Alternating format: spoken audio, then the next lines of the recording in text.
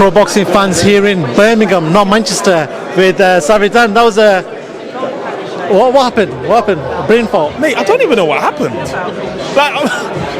But do you know what? It goes to show how often we are in Manchester. I thought I was there. It's like it just rolls off the tongue. Manchester. Glad I did it. I'm not here to play by the rules. But apart from that, one or two other blemishes in that presser, decent. It would do.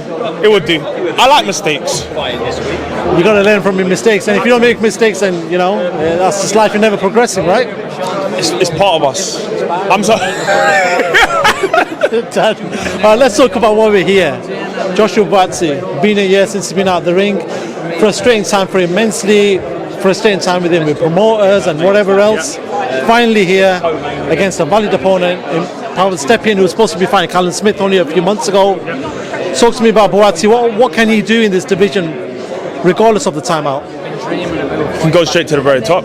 I know he's had a little bit of criticism about not taking the Bivol fight, but I think it's pretty clear now. I mean, some people don't listen to interviews or anything like that, but I think it's pretty clear why he didn't.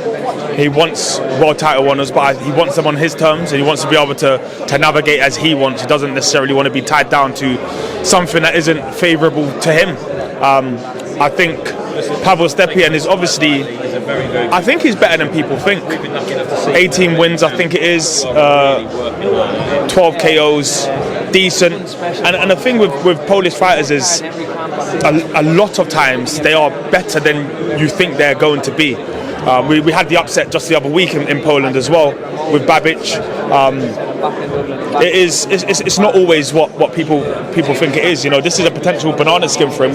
He has to be focused. He has to get it right, and he has to make sure that ring rust doesn't kick in that much. Like 12 months out the ring doesn't do anyone any favours apart from your opponent. Obviously, the big fight that people are talking about, as fight fans and people in boxing, we like to look ahead. The fighters don't. Is our fight with Dan Aziz? It just makes sense. They're both on the same platform. Dan's building himself nicely. Buatsi is obviously looking for the top honours, but Dan's up there as well. I think it will make sense when it makes sense. There's so many times when fights make sense for one fighter and they don't necessarily make sense for the other, and because of it, you get fights that maybe happen a bit late or when they shouldn't, but they're not too far away in age. Dan will be chasing Joshua because he's a little bit older and maybe a little bit behind him in terms of world rankings, etc., and being ready for a world title shot. But anyone with two eyes and a brain can see that fight happens at some point down the line. But there's so many other fights. There's literally so many fights for both of them. By the time they meet, I think it will make perfect sense. But as it stands, I think they can both go separate ways. You can stick it in the oven, let it marinate for a little bit. I think it might make even more sense when it's for a world title or for something bigger on the line than just a domestic dust-up. But not even just Boxer and Sky Sports. You still got so many other fighters in the mix. You've got Anthony Yard. You still got Craig Richards. There's Callum Smith. There are a lot of other fights that maybe don't make sense this week, but might make sense in just a few weeks. So we'll see how things unfold. Another fight on this card, and we're welcoming his return back to the ring after injury, is Ben Whittaker. Last time I saw him was in Jeddah in Saudi last year on the AJ undercard.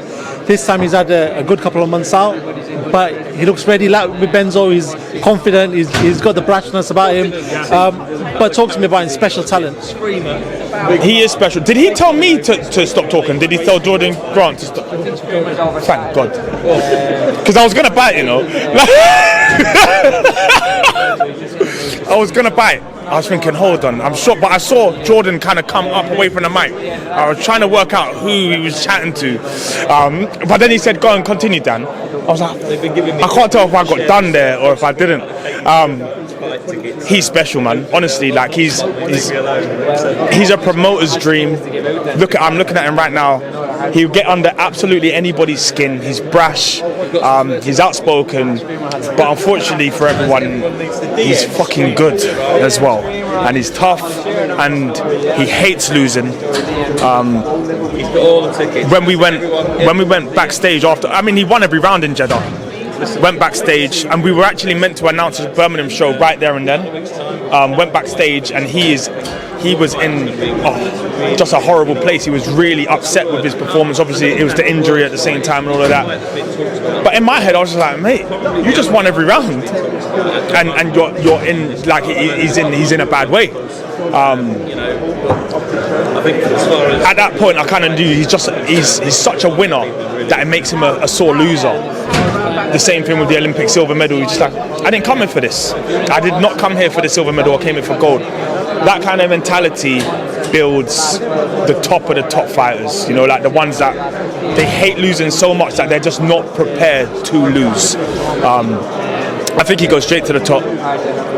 You can pace him nicely, but because he has so much in his arsenal, and when you look at him, it is different to looking at a lot of the other fighters, even up there on the panel with me. Everyone, in many ways, sings from the same hymn sheet. He does his own thing. He does whatever he feels like doing, and because of it, I think he's an easy sell. Yeah, for sure. Obviously with Sugar Hill, so it seems like he's got this good bond going on. Let's talk about other things involving boxing. A lot of talk around this heavyweight tournament or these heavyweight fights in Saudi Arabia in December. Anti-Joshua Wilder, that's one of the fights. Talk to me about that one. Every time I think about that, it's exciting, man. It's a good fight. It doesn't matter when. I don't care if they do it when they're 50. That's a good fight, and it's a fight I always want to see. It's the fight that probably I would want to see more than AJ versus Fury anyway. Regardless of titles, regardless of all of that, I think the fight I would always want to see is Wilder AJ, because you get two big punches. Not that Fury's not a big puncher, but you get fire meets fire in that fight. I think Wilder only knows one way, it's to throw his backhand from the back of the room and to get you out of there. And AJ, even though he has become more cautious, he's still AJ.